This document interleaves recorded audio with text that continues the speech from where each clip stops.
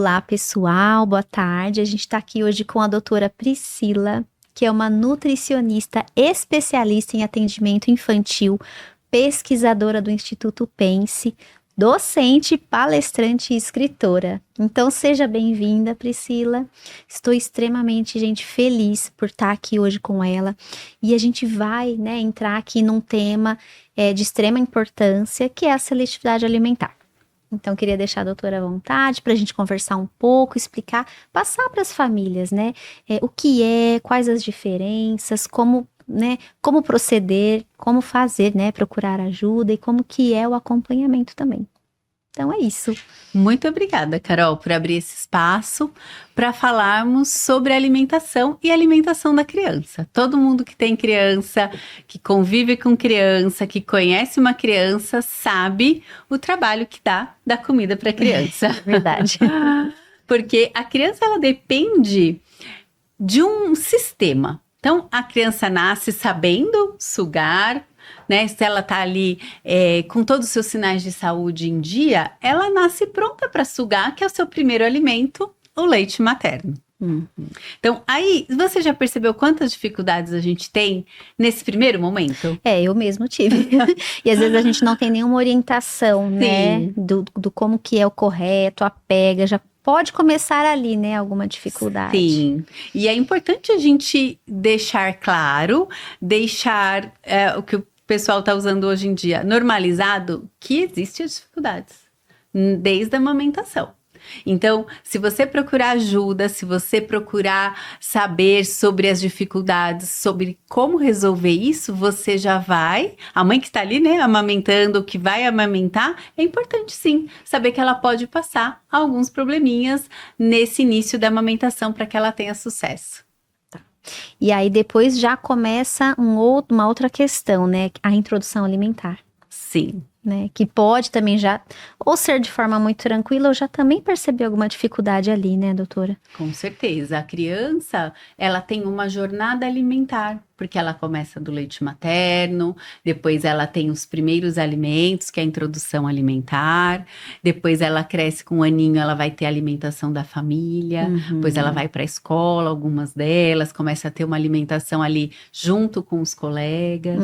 Percebe quantas novas habilidades ela precisa alcançar para ter uma alimentação, um comportamento alimentar sadio e equilibrado? Sim, e tudo influencia, A família, os hábitos dessa família, o meio. Se tem algum diagnóstico envolvido ali ou não, por exemplo, no autismo, Porque o que eu recebo muito assim, até 1 ano e 3, 1 ano e 5, Carol, foi tudo lindo. As mães me contam, as mães, olha, foi introdução alimentar tudo tranquila, mas chegou ali com 1 ano e meio, 1 ano e 8, começa a seletividade. Sim. Não sei se também para você a maioria, em algum momento deu tudo certo, mas também a criança simplesmente parou de comer a fruta, começa a parar de comer os legumes, e aí começam as preocupações. Perfeito, é isso mesmo. Por volta de 2 anos, as mães, as famílias têm as maiores dificuldades com a alimentação das crianças. E é muitas vezes nesse período, Carol, que a criança começa a ser mais bem avaliada, essas questões do neurodesenvolvimento, como o transtorno do espectro autista, já começam a ter sinais mais claros, sinais de que essa criança precisa de um acompanhamento específico para esta condição. Mas uma questão é muito importante a gente deixar claro. As questões alimentares não são exclusivas das crianças dentro do espectro. Certo. A seletividade alimentar, ela está presente em algumas crianças que têm essa questão do neurodesenvolvimento, como TEA, por exemplo, Sim. ou hiperatividade, ou alguma questão ainda não definida. Nós atendemos crianças que estão em investigação. Sabe quando, olha, ela não está se socializando aqui, está tendo dificuldade em alguma área, mas não se encaixa. Não fechou no diagnóstico. Existe muito isso. Mas o que é importante é a gente conversar com as famílias. Não deixem de estimular não deixem de continuar na linha correta. Oferecer, assim, procurar uma ajuda, continuar oferecendo os alimentos, né? Não Sim. desistir, né? Porque não às vezes desistir. ofereceu algumas vezes, ele não gosta, ok, mas né? Com respeito, Sim. né? Claro, ali sem forçar, mas continuar Sim. oferecendo os alimentos. Sim. Dentro do espectro autista, do TEA, um critério diagnóstico, a gente sabe disso, é a rigidez comportamental, não só na alimentação. Para tudo, né? Para rotina, para cor. Exato. Então, sabendo disso, nós vamos procurar oferecer um ambiente para a criança o mais estimulante possível. Certo. O mais variado possível. E eu digo mais, para todas as crianças. Porque senão a gente também até contribui, né? Se eu todos os dias eu ofereço o mesmo café da manhã, né, as mesmas coisas, todos os dias, né? Quando você vir oferecer um novo alimento, a criança, né? Estranha. E você já percebeu que na nossa própria alimentação, a gente tem essa tendência a ter uma monotonia alimentar? É verdade. Acostuma fazer todas, né? Os pratos, né? O almoço, o jantar, compra às vezes os mesmos legumes, as mesmas, né? Fica ali na monotonia. É verdade. Banana, maçã e pera. Que é o mais fácil, né? Uva, morango. Mas no Brasil a gente tem tanta biodiversidade. Arroz, feijão, batata e carne. Ou macarrão.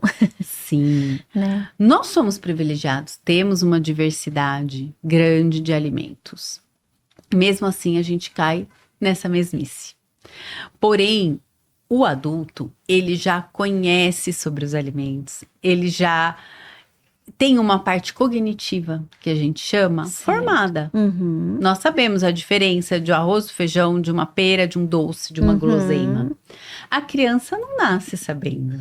É verdade. Então, nós como adultos, pais, precisamos ser capazes de liderar a alimentação da criança.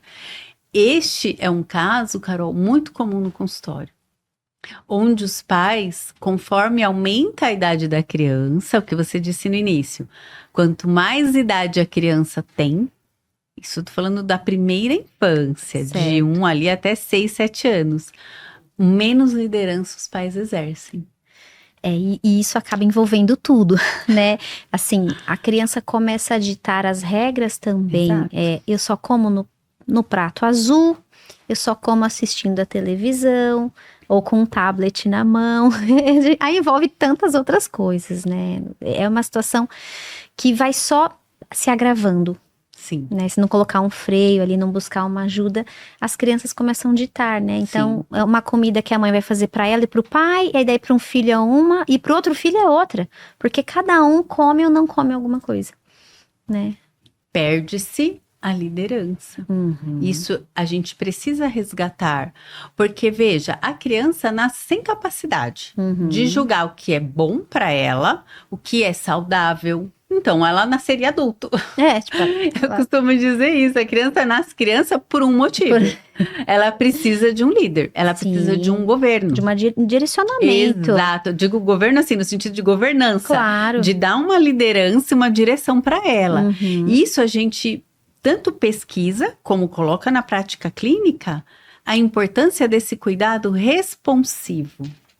Como você disse, o cuidado responsivo na alimentação, ele não é para forçar, ele não é para negligenciar, ele não é para usar de chantagens. É um cuidado onde você tem uma reciprocidade. Entendi. Olha, gente, quanta informação de valor, né? E o que eu percebo às vezes, as mães, né, podem ter dúvidas, até gostaria que você explicasse um pouco melhor das diferenças. O que é dificuldade alimentar ou seletividade? Quando, Carol, que eu devo me preocupar, buscar ajuda? Sim. Porque às vezes a criança come bem, né, ou come todos os grupos, ou assim, exclui um grupo. Ah, não, Carol, ele come tudo, mas ele não come nenhuma verdura, né, ou nenhum legume. Então, até que ponto, né, a gente consegue trabalhar em casa ou não, Carol? Isso já se encaixa, né, com uma questão mais grave. A gente precisa fazer uma terapia alimentar, fazer as questões de exames, tudo é acompanhamento. Para as mães terem mais essa, até assim, se sentirem em paz, porque eu percebo que às vezes não tem nada assim muito grave, mas a mãe tá preocupada. Sim, você está correta. E isso é um tema dentro da nutrição, da medicina, da pediatria, relativamente novo. Tá. Então, dentro da ciência, mesmo da medicina baseada em evidências, onde a gente age e toma decisões, essas decisões que você me perguntou, por exemplo, baseado em premissas de evidências científicas. Certo. Então, é importante a gente, né, deixar claro, orientar os pais que isso é realmente um tema desafiador para a pediatria. Por exemplo, dentro da literatura, dos artigos, dos trabalhos, nós temos diversos autores que falam diferentes formas Entendi. sobre esse tema. Uhum. Mas o que é importante dizer? Que ninguém conhece melhor essa criança do que o pai e a mãe. É verdade. Uhum. Eles conhecem muito e sabem o nível de sofrimento que essa criança tem. E esse sofrimento também é da família. Que a família, então vamos, né? exato, vamos trazer para o real. A criança come banana e maçã e mais nenhuma fruta. Tá. E nenhum legumes, que é um caso bem comum que representa as crianças seletivas. Uhum. A criança não come legumes, nem verdura, nem salada, mas ela come arroz, feijão e só aceita carne. Tá. Já viu esse cenário? A maioria. Consegue até comer ali o arroz, feijão, carne, arroz, feijão e frango, mas nenhum legume, nenhum verde. Exato. Mas ela não sofre com isso. Se ela vai na casa da avó, ela come o arroz, feijão que tá lá. Se ela vai na escola, ela come o arroz, feijão que tá na escola. Não come nenhum colorido. Certo. Come o bife, ou come a carne moída, ou come a carne de panela, mas tira os coloridos do prato. Mas ela vai num passeio da escola. Ela tem a vida social dela, ela come qualquer carne. Ela não tá, assim, sendo prejudicada Isso. de certa forma, né? Exato. Socialmente também falando, pela alimentação. Mas ela tem essa seletividade. Certo. Certo? Uhum. E aí é importante a gente fazer um paralelo com as crianças que não têm queixa. Vamos estudar o hábito alimentar das crianças brasileiras, por exemplo, né? Algumas pesquisas, IBGE, essas pesquisas que estudam a população, mostra que as crianças brasileiras não comem verduras, legumes e frutas. Olha só, então, é assim, né? Uma condição geral.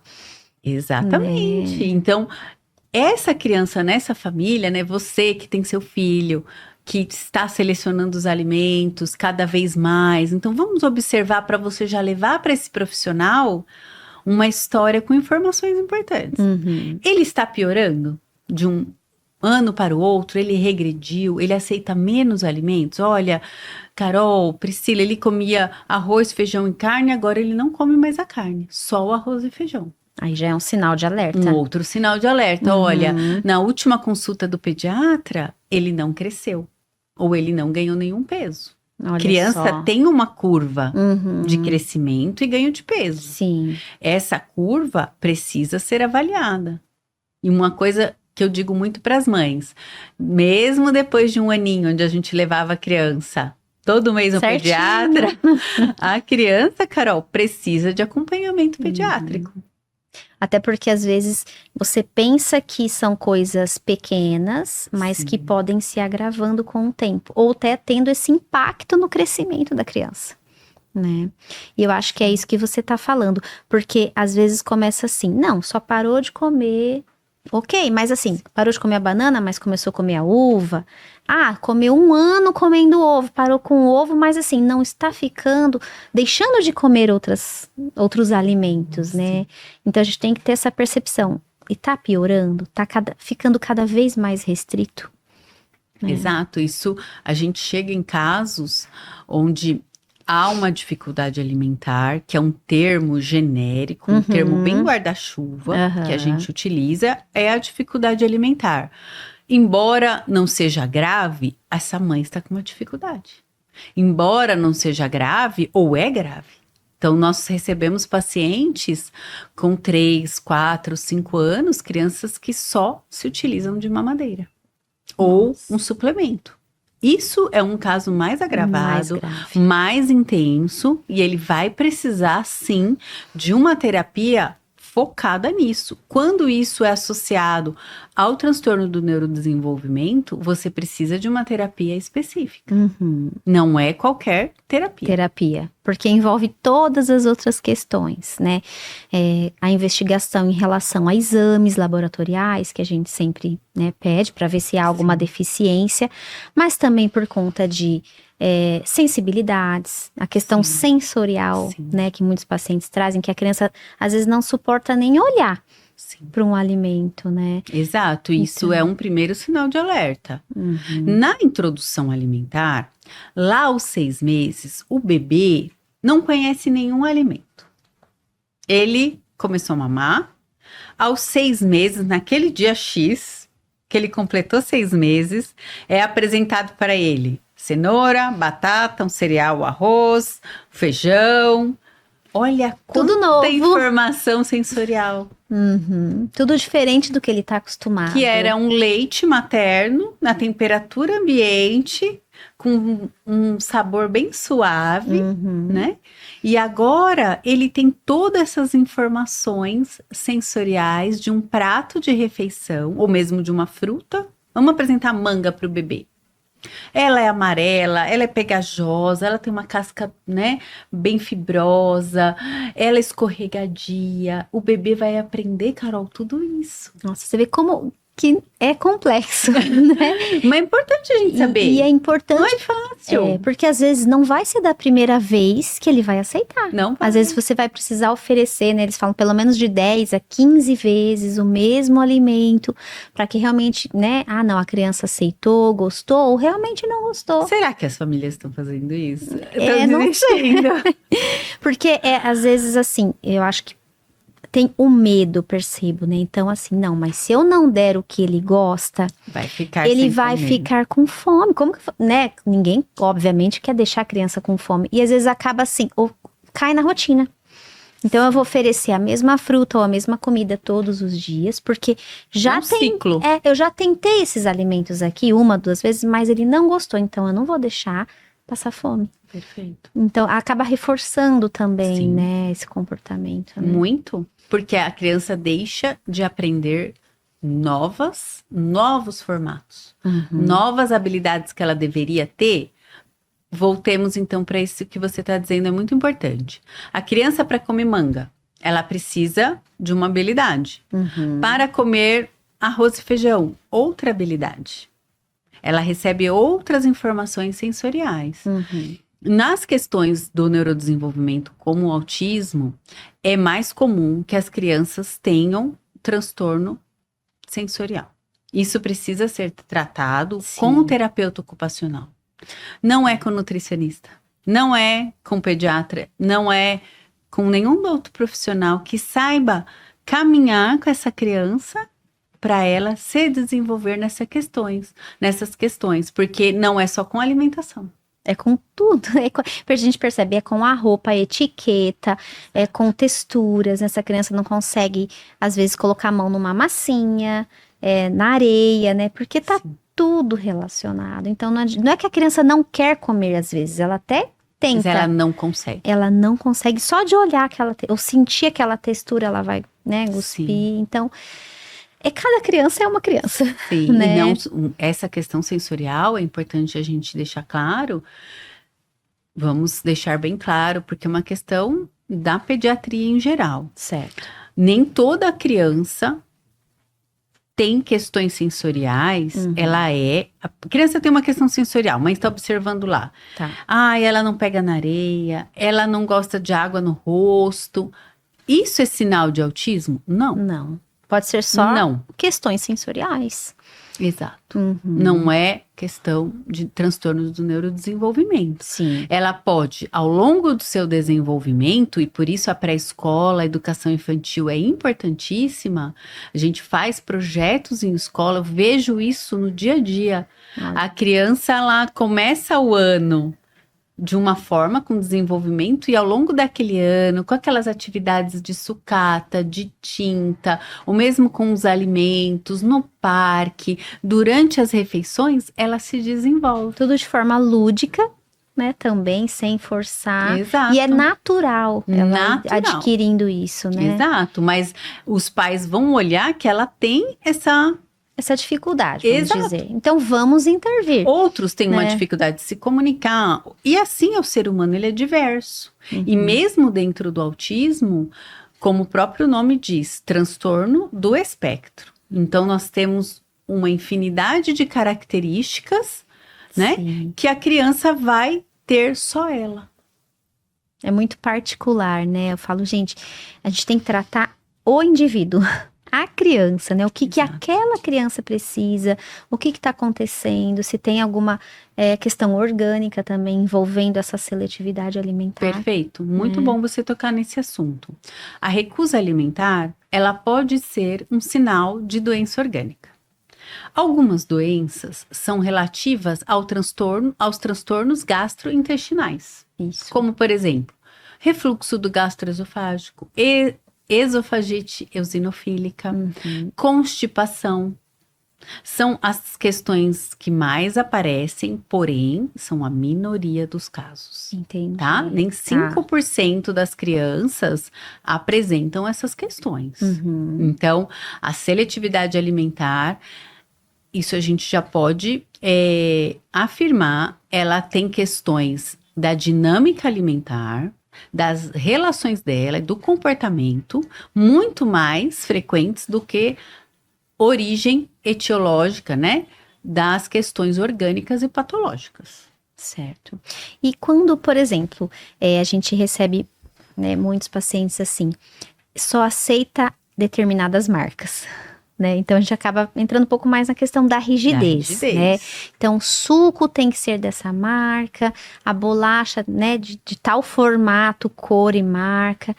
E daí as mães falam, ele não aceita, eu tento, né? Sim. É difícil essa parte, né? Por isso a importância da terapia. Porque às vezes a mãe não consegue fazer sozinha em casa mesmo, né? A criança já está acostumada com aquele formato, com aquela marca daquele biscoito ou qualquer outro alimento. E aí a mãe até tenta, ela compra, ela Não oferece, porque mas ela não não é quer. simplesmente oferecer que aí a criança fala, não. Né?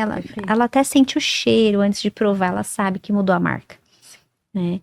E aí a gente consegue trabalhar na terapia, nessa parte. Né? Sim, existe a terapia que tem maior evidência, que tem mais estudos, que a gente conhece, que é a análise do comportamento aplicado. Sim. Que é o ABA, hoje em dia, muito aplicado, muito já conhecido pelos terapeutas que têm formação em análise do comportamento aplicada com alimentação. Entendi. Então, ele se utiliza da ciência da análise do comportamento para trabalhar as questões da rigidez do autismo. Certo. Em relação à literatura e a trabalhos científicos que embasam isso, Carol, o ABA, ou análise do comportamento aplicada, é onde a gente tem mais resultados demonstrados. Entendi. Isso não quer dizer que o dia a dia da criança não seja importante. O que é isso? Então, o lúdico, é você lidar com os alimentos, é trabalhar essa criança com contato com os alimentos dentro das limitações da rigidez dela. Se ela tem esse diagnóstico de autismo e isso está inerente à condição dela, essa rigidez, eu não vejo como forçar essa criança a ter um outro comportamento produtivo para ela. Sim. Isso pode até ser um sofrimento. Porque não é a questão do querer, Sim. né? É a questão dessas dificuldades de rigidez, né? Sensorial. Então passa um pouco, a importância de uma equipe multidisciplinar, né? Avaliando. Porque, inclusive, às vezes, até são questões, por exemplo, de deglutição, precisa passar, né, a avaliação por uma fono também, né? E bom, você deve ter diversos, inúmeros casos de diferentes, né, tipos de seletividade ou dificuldade alimentar. Então, queria até, se você quiser compartilhar algum que você, Carol, chegou assim e fizemos isso, né? Pra gente entender um pouquinho mais desse processo. Acho que sempre tem uma solução e sempre tem como a gente melhorar.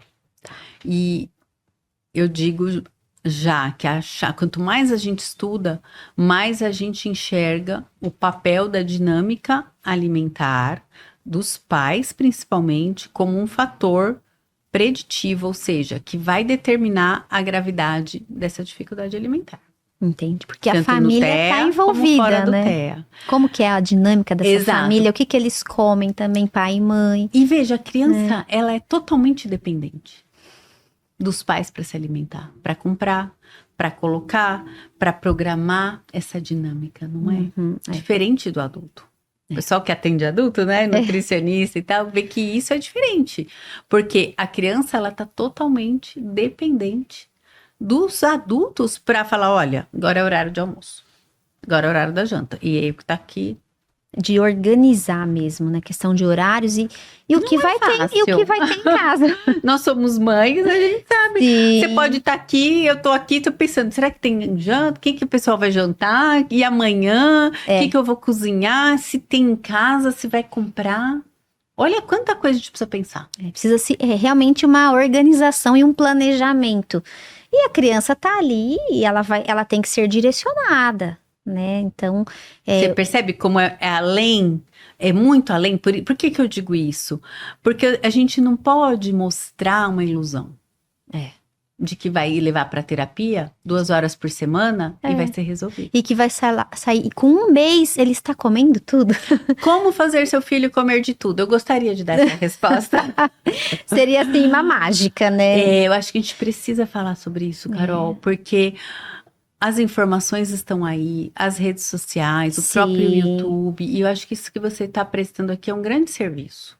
Porque é muito fácil eu vir aqui para você e falar, olha, eu tenho um método que eu faço seu filho comer de tudo. E não é assim, gente. Se fosse fácil, assim, todas estariam comendo maravilhosamente bem. Exato. Né? Ah, passou 1, 2 meses, eu fiz isso.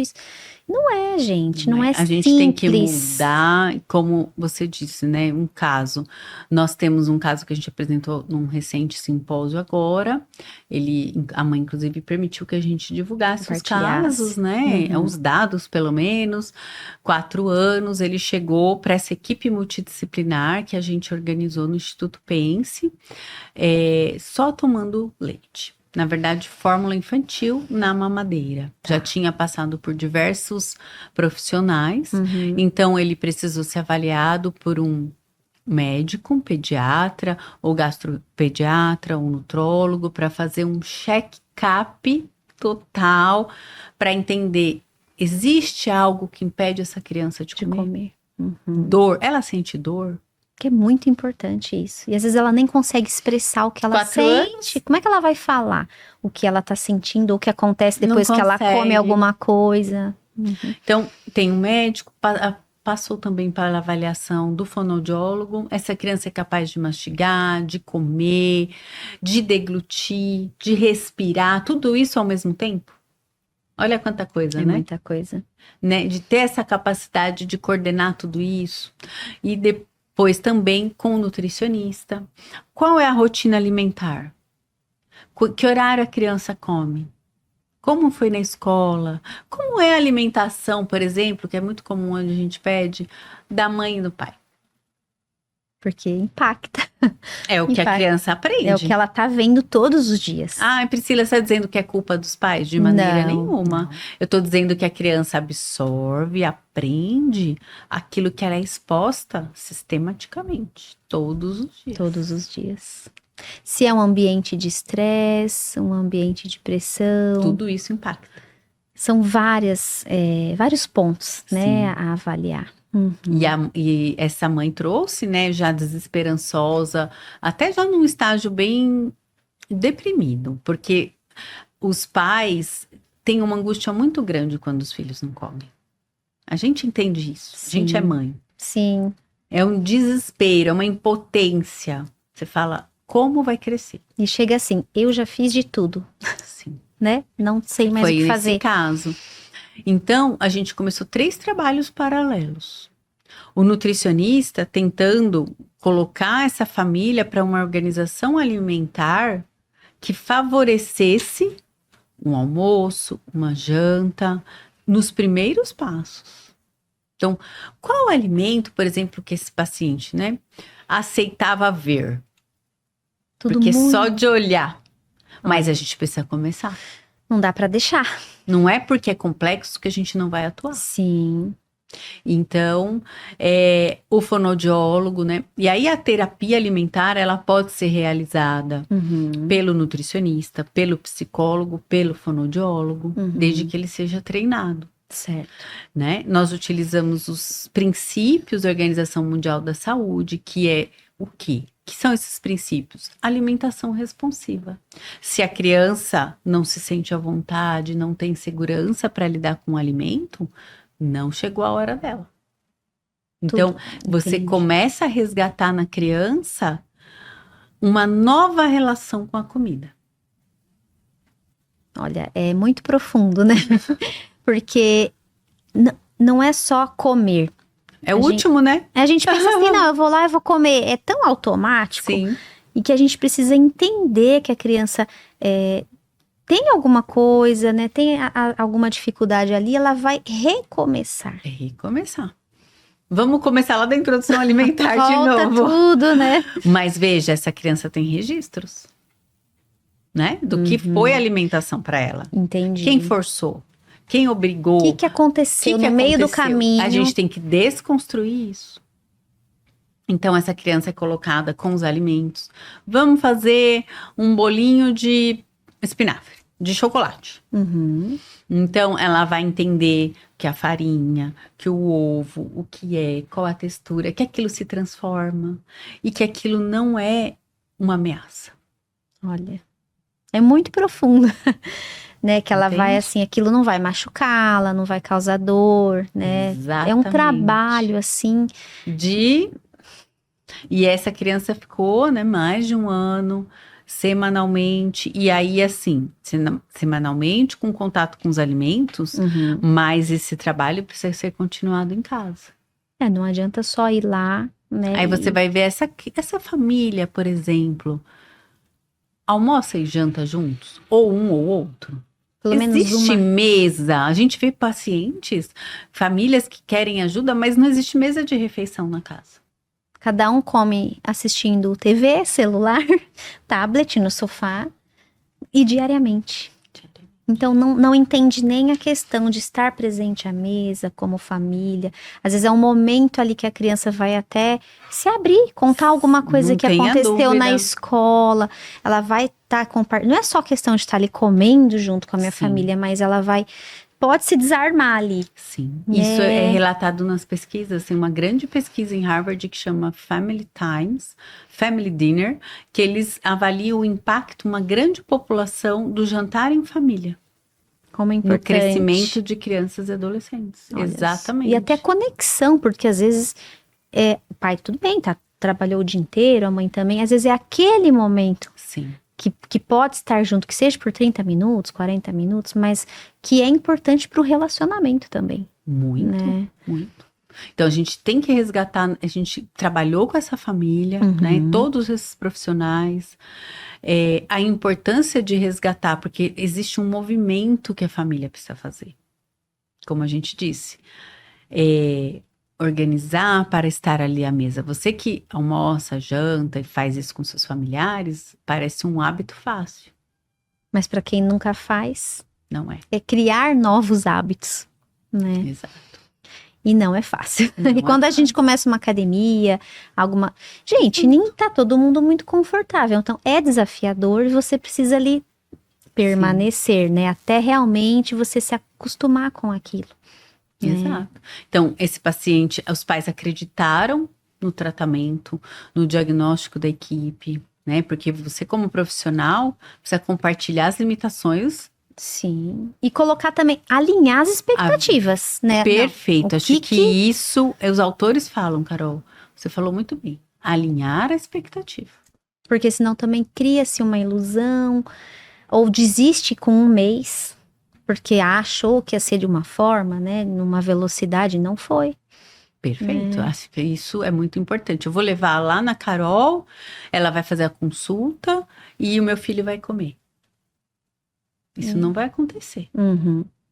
Né? A gente trabalha com alinhar a expectativa, sim. Muito importante esse ponto, para não haver uma frustração, você depositar no profissional ou na criança. Porque daí fica aquela pressão E também. você desacredita que a criança é capaz. E ela é capaz. E ela sente isso. Ela sente, tá todo mundo ali, parece que esperando que ela consiga alguma coisa. Ela sente e ela sabe que a gente quer que ela coma. Entendi. Gente. Então, Por isso que o a gente tem trabalho que é tomar voltado. cuidado, Isso, o muito trabalho é cuidado. voltado para a família. Então, hoje, se a mãe procurar uma terapia ou algo que faça uma propaganda, vamos dizer assim, olha, eu ajudo seu filho a comer, né? Esse Brasil é imenso, Brasil e mundo, porque aqui a gente tá no planeta, né, Carol? Olha, se não envolver a família, a orientação parental, quanto menor a idade dessa criança, desconfie desse tratamento. Entendi. Gente, é um tema bem importante e delicado, mas pensando assim, primeiro, se tem uma questão que você já identifica em casa, né, buscar ajuda de profissionais habilitados para isso. Não é frescura, a dificuldade e a seletividade alimentar, mas também a gente não pode se conformar com isso. Ah, sempre foi assim, né? Então vai ser sempre, né? Tem melhor. Ah, não, quando for adulto ele vai comer, né? Às vezes, e perde todo um tempo, né? A criança precisa crescer, se desenvolver, tem a parte cerebral, tem os nutrientes, porque às vezes ali ainda não tem uma consequência maior, mas com o passar do tempo pode ter outras consequências. Com certeza. Né? E esse pacientinho que vocês cuidaram... Mais de 1 ano e meio. Olha os só. pais engajados, comprometidos, aceitando as orientações, os desafios, porque é sair da zona de conforto. É Né? mudar a dinâmica familiar. Outro dia eu saí, a mãe tava assim, chorosa de alegria, porque ele comeu arroz e feijão. Olha, gente, que lindo. Que é o que a família brasileira tem na mesa todo dia. Sim, são os hábitos, né? Mas assim... A gente, né, tem fácil na escola, tem. Onde essa criança for passear, tiver uma excursão, as mães têm esse apego com arroz e feijão também. E né? acho que tá assim, nossa, pelo menos comeu Exato. o arroz e o feijão. Isso é motivo tá tudo para bem. outro podcast. Então, você vê como que é, assim, né? É muito particular, pessoal. Então, às vezes, tem crianças que, tudo bem, claro que a gente quer sempre o melhor. Quero que consuma mais frutas, mais legumes, né? Vou fazer isso em casa. Mas a gente tá falando de crianças que às vezes não conseguem comer comida. Nossa, muitas. Leite e bolacha. Assim, né? A maioria dos casos mais graves, assim. Às vezes nem água.